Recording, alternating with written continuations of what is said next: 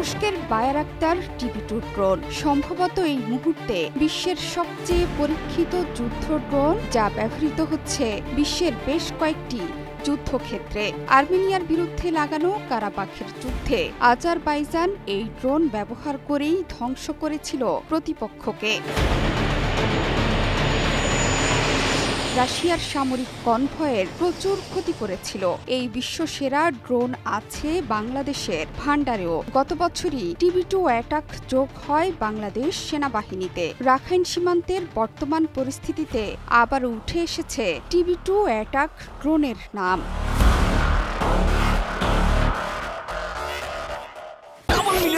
Walton fridge কিনে পেতে পারেন 20 লক্ষ টাকা, রয়েছে কোটি কোটি টাকার নিশ্চিত উপহার। তুরস্কের স্বপ্নের ড্রোন প্রজেক্টের অন্যতম হাতিয়ার এই টিভি-2 অ্যাটাক ড্রোন। ভূমিতে থাকা শত্রুর যে কোনো অবস্থান লক্ষ্যভেদী আক্রমণ চালানোর সক্ষমতা রাখা বায়রাক্তার। যে কোনো সেনাবাহিনীর হাতে এটি থাকা মানে সেই বাহিনীর সক্ষমতা আরও বেড়ে যাওয়া। যে কোনো আবহাওয়া পরিস্থিতিতে এটি ব্যবহার করা যায়।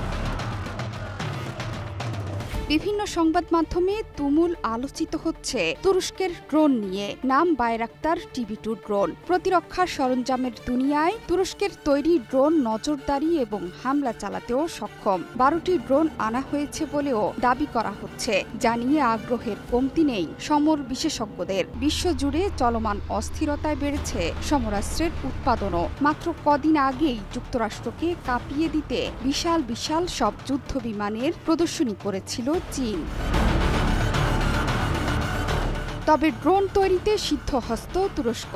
এক্ষেত্রে যুক্তরাষ্ট্রকেও টেক্কা দিয়েছে এরদোয়ানের দেশটি। অর্থাৎ মনুষ্যবিহীন ড্রোন বাজারের 65% এখন তুরস্কের নিয়ন্ত্রণে। সম্প্রতি এমন দাবি করেছে তুরস্ক ভিত্তিক প্রতিষ্ঠান বাইকার। গেল বৃহস্পতিবার বিশ্বের সবচেয়ে বড় ড্রোন নির্মাতা প্রতিষ্ঠান বাইকারের এক জ্যেষ্ঠ কর্মকর্তার বরাত দিয়ে এই তথ্য জানিয়েছে ডেইলি সাবাহ। এই বাজারের প্রায় 60% এককভাবে নিয়ন্ত্রণ করছে বাইকার নামে একটি প্রতিষ্ঠান। যুদ্ধে উপযোগিতার জন্য তাদের সশস্ত্র ড্রোনগুলো খুবই জনপ্রিয়। গত 3 বছর ধরে বাইকার বিশ্বের সবচেয়ে বড় ড্রোন প্রতিষ্ঠান হিসেবে নিজেকে প্রতিষ্ঠিত করেছে। বর্তমানে নিকটতম প্রতিদ্বন্দ্বী মার্কিন ড্রোন নির্মাতার চেয়ে বাইকার 3 গুণেরও বেশি বড় ব্যবসা প্রতিষ্ঠান।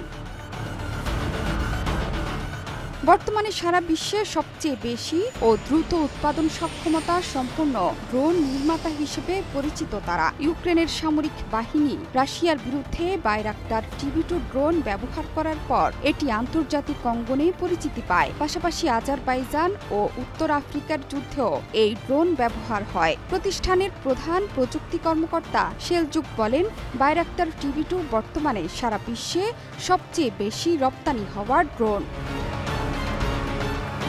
জোহরা চৌধুরী সেতু, ৭১।